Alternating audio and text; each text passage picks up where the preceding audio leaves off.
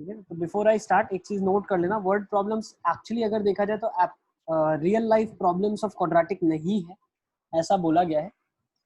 ठीक है, real life problems मतलब जो प्रॉब्लम्स में क्वाड्रेटिक इक्वेशन बन जाए और उसको फिर सॉल्व करना पड़े, तो ऐसे word problems is not there in the syllabus. लेकिन होता क्या है, कभी हम एपी का क्वेश्चन कर रहे हैं या कभी हम लीनियर इक्वेशन टू वेरिएबल का क्वेश्चन कर रहे हैं और उससे हम नहीं करना चाहते, तो we can still convert that into quadratic equation. ऐसा हो सकता है कि उसको क्वाड्रेटिक में कन्वर्ट किया जा सके और वहां से जो हम आंसर निकाले वो थोड़ा जल्दी निकला। ठीक है, तो चलिए शुरू कर दें। Let's start. आज की क्लास में कंक्लूड कर देंगे क्वाड्रेटिक इक्वेशन को और फिर हम कोऑर्डिनेट ज्योमेट्री ले लेंगे। आपको कोऑर्डिनेट करना है तो मेरे लिए तो सारे चैप्टर बराबर हैं, आप जो बोलो वो पढ़ा देंगे। ठीक है, let's write question number 1। Question number 1 जो हम करने वाले हैं that is based on numbers. Let's take this. Find the consecutive even integers. Find the consecutive even integers whose squares have the sum 340. Whose squares have the sum 340. वैसे देखो जो portion निकाला गया ना उसके पीछे बहुत कुछ चीजें लॉजिकल है। पोर्शन में से वो चीजें निकाल दी गई है जिसका आगे चल के हमें कोई काम नहीं है। ठीक है, तो जैसे हम आगे हायर ग्रेड्स में मूव करते हैं तो इन सब चीज़ों का कोई यूजेज नहीं है। जैसे ऑजाइव की अगर बात करते हैं तो 11th-12th में कोई उसका एप्लीकेशन नहीं है, आगे कोई फ्यूचर स्कोप नहीं है। ठीक है, तो इस पर्पज से चीज़ें निकाल दी गई हैं कि इनका आगे कोई काम नहीं है तो फिर पढ़ के कोई मतलब नहीं है ना। ठीक है ना, तो अगर इनको 10th के सिलेबस से हटा भी दिया जाए तो 11th-12th में ज़्यादा परेशानी नहीं आएगी आपको। पर्पज एक्चुअली यही था, बट हम बोलते हैं ना अभी है मॉड्यूल में और इसको कंप्लीट भी करना है, for the sake of completion हम लोग पूरा कर लेते हैं।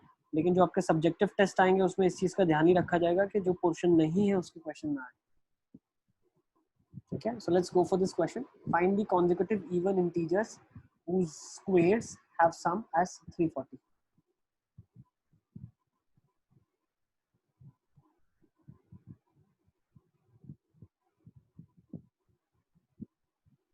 तो consecutive even की बात की है, अगर एक नंबर को मैं x लेता हूँ तो उसका consecutive even x + 2 हो जाएगा। मैं बोल सकता हूँ x का होल स्क्वायर प्लस x + 2 का whole square is equals to 340। Who squares have this sum, तो इनके स्क्वायरों का जो सम होगा वो ये होगा, ये बन जाएगा x square plus x square plus 4x plus 4 is equal to 340. So I can say that 2x square plus 4x minus 336 is equals to 0. So from here I can say x square plus 2x minus 168 is equals to 0, है ना। अब 168 को अगर हम prime factorise करना चाहें तो ये कितना हो सकता है, 7, 3 और 8, है ना। 4 और 2 में और स्प्लिट कर देते हैं तो 12 और 14 आ जाएगा। X square plus 14x minus 12x minus 168 is equal to 0 हो जाएगा, जिसका मतलब है x प्लस 14 एक फैक्टर आ जाएगा और x माइनस 12 एक फैक्टर आ जाएगा, जिसका मतलब है x का वैल्यू -14 हो जाए या 12 हो जाए। तो नंबर्स आपके पास 12 और 14 हो जाएंगे।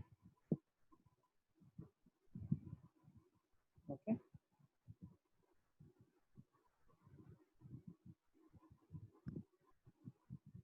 आई think very easy. Yes, sir. Let's take down one more question, इसको नोट कर लो आप। डिवाइड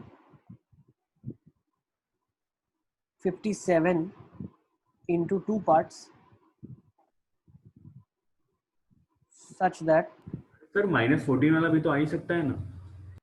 बेटा यूजुअली हम जो नंबर्स की बात करते हैं यहाँ पे इंटीजर्स में, जो यहाँ पे हम ले रहे हैं वो पॉजिटिव ही ले रहे हैं। ठीक है, जो नंबर्स यहाँ पे हम ले रहे हैं वो पॉजिटिव नंबर्स ही हम ले रहे हैं।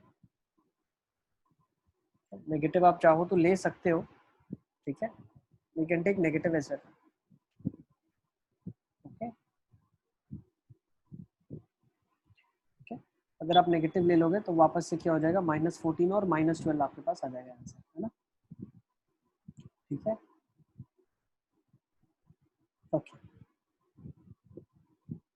let's take this now. Divide 57 into two parts such that their product is 782. Their product is 782.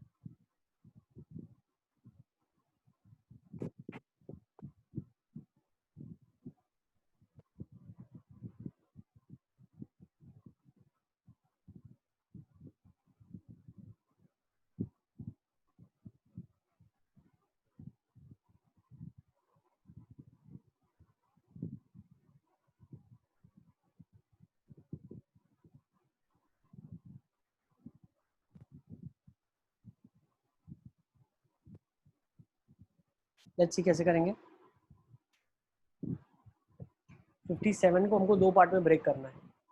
57 को दो पार्ट में आप कैसे ब्रेक करोगे? एक पार्ट को x कंसीडर करते हैं, दूसरा वाला पार्ट 57 माइनस एक्स हो जाएगा. अब बोला क्या, इनका प्रोडक्ट आपके पास 782 है. x into 57 minus x is equal to 782. Okay.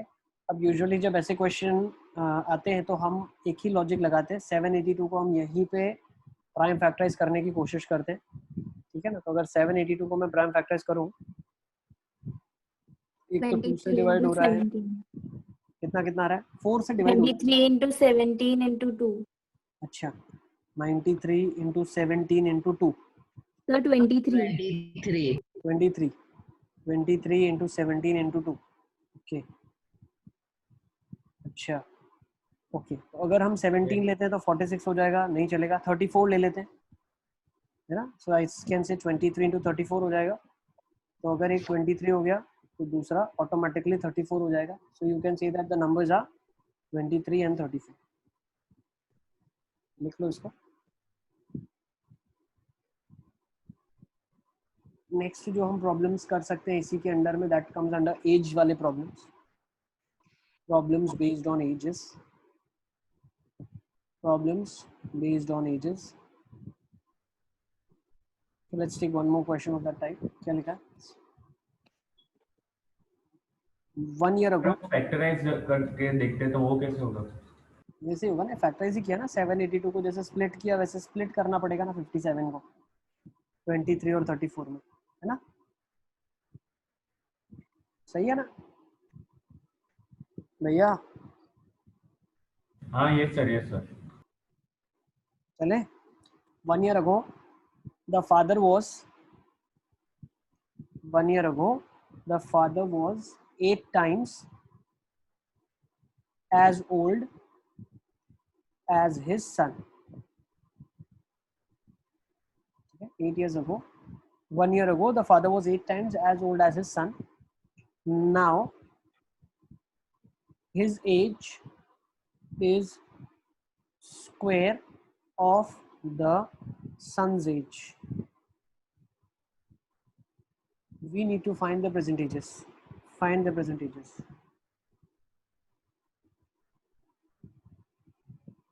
Find their percentages. Module ने भी लिखा है we need to find percentages. Module कहाँ ढूंढेंगे, हमें ही ढूंढना है. आई नीड टू फाइंड लिखो ना. आई, यू नीड टू फाइंड. चलिए let's do it. 1 year ago the father was 8 times as old as his son.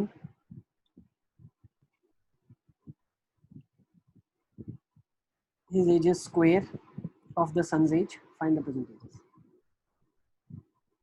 अच्छा, डेट्स जब स्कूल के आ जाते हैं कब आपके एग्जामिनेशन को इन्फॉर्म कर देना. ठीक है ना. तो जो ड्यूरेशन में स्कूल एग्जाम होगा तभी क्लास नहीं रखेंगे और उसके एक वीक पहले हम रिवीजन ही करेंगे रेगुलर क्लासेस में. ठीक है.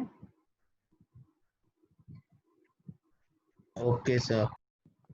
और इफ पॉसिबल होगा तो हम इसका भी कोशिश करेंगे कि आपका स्कूल अगर 6 चैप्टर्स है तो वो 6 चैप्टर्स का एटलीस्ट एक टेस्ट भी आप लोगों का कंडक्ट हो जाए. ठीक है, Sir, father's present age is 49 and son's present age is 7 years. कितना 49 और 7. 49 और 7 आ रहा है।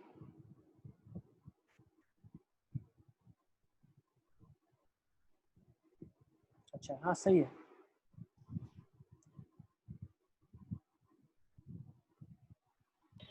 सर मतलब दो वैल्यू आ रही थी, एक मतलब बच्चे की एज एक 7 ईयर्स आ रही थी और एक 1 ईयर आ रही थी। अच्छा तो वो लिखा है प्रेजेंट एज में फादर की एज बच्चे की एज का स्क्वायर है, तो 1 स्क्वायर का तो 1 आ जाएगा, तो उसके वो तो फिर पॉसिबल ही नहीं है। हाँ वो पॉसिबल नहीं है। ठीक है ना, देखिए क्या लिखा है, और let's sir make the 1 year equation. अगो भी काफी नहीं, हाँ 0 ईयर्स हो इतना जाएगा। को तो कैसे हो जाएगा ना, बिल्कुल बिल्कुल। देखो क्या लिखा है, let's say the present age of father is x,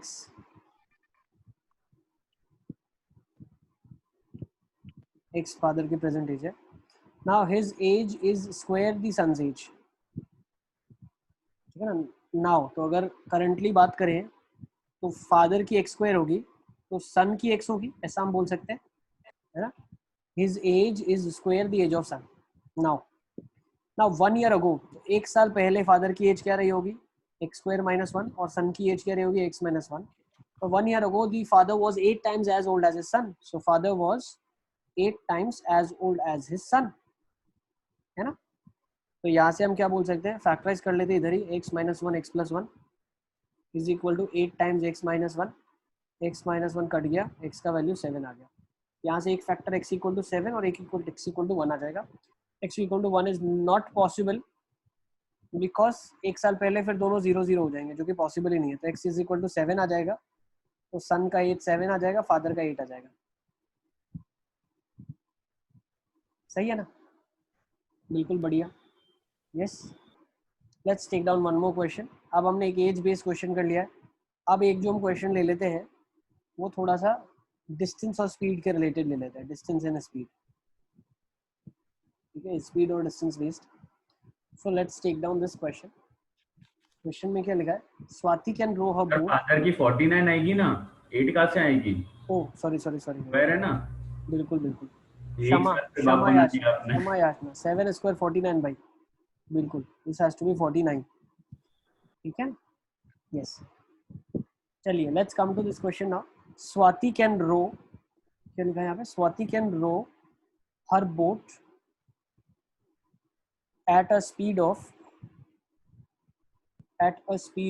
5 kilometers per hour in still water,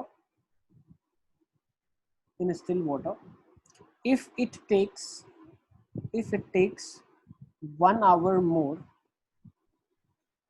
to row the boat 5.25 kilometers upstream, then to return upstream,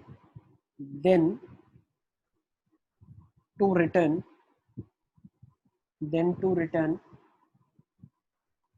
downstream, boat 5.25 kilometers upstream, then to return downstream, find the speed of stream, find the speed of stream,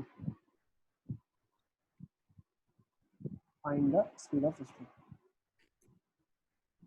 अच्छा, मुझे तो यहाँ पे अगर हम देखते हैं, Swati can row her boat at a speed of 5 kilometers per hour in still water, if it takes 1 hour more to row the boat 5.25 kilometers upstream, then to return downstream, find the speed of the stream। मतलब जितना उसको ऊपर जाने में time लगता है, ठीक है ना, वो 1 आवर ज्यादा है when it comes to coming down, ठीक है ना। स्पीड ऑफ स्ट्रीम बताना है। क्वेश्चन हमेशा हम शुरू उससे करते हैं जो ढूंढना होता है। So let the speed of stream be x। Sir this channel will be there, yes बेटा ऑलवेज, है ना, ये हमेशा ही रहेगा। स्पीड ऑफ स्ट्रीम क्या है, x है, ठीक है ना, जो स्ट्रीम है उसकी स्पीड x है। तो अगर अपस्ट्रीम जाना है तो अपस्ट्रीम स्पीड क्या हो जाएगी, अभी 5 माइनस x हो जाएगी, और डाउन स्ट्रीम स्पीड बढ़ जाएगी, वो क्या हो जाएगी 5 प्लस x हो जाएगी। अब मुझे पता है क्या दिया हुआ है, it takes 1 hour more to row upstream than to return downstream. तो time taken upstream minus time taken downstream is 1 hour, अब टाइम क्या है, डिस्टेंस अपॉन स्पीड, तो 5.25 kilometre up stream divide by, अब देखो 5.25 को यूजुअली हम 21/4 ही लेते हैं सीधा, ठीक है ना, 5.25 लेके नहीं चलते, तो अटपटा लगता है, ठीक है, इसको 21/4 ही ले लो आप। तो 21/4 डिस्टेंस अपॉन स्पीड कितना है अपस्ट्रीम का, 5 - x है। अच्छा, अब ये इसको कैंसिल आउट कर लो, दोनों जगह से कॉमन आउट लेके, और राइट हैंड साइड ले जाओ, तो 4/21 हो जाएगा क्या।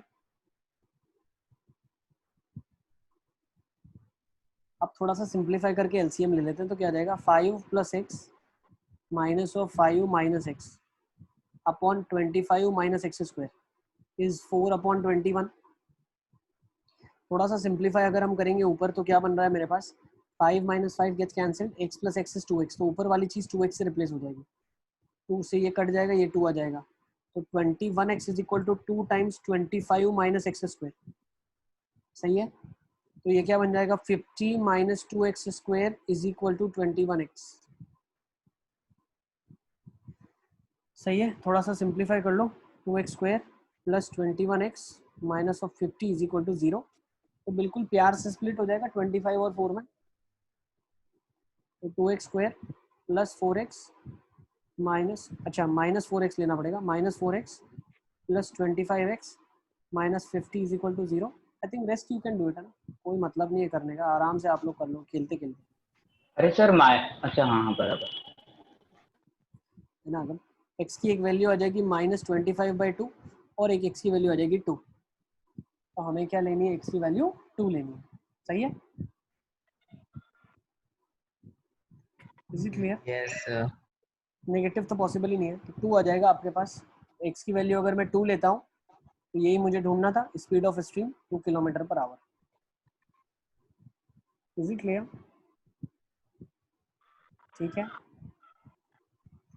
I think so more than enough, है ना।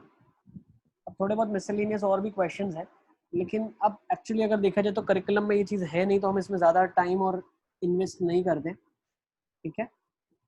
Still if you want more practice to do, we will be doing it, but अगर आप इससे खुश हो इतना आपके लिए ठीक है अंडरस्टैंडिंग के लिए, तो अब नेक्स्ट टाइम नेक्स्ट चैप्टर से शुरू करेंगे, ठीक है। Sir, यस बेटा। sir,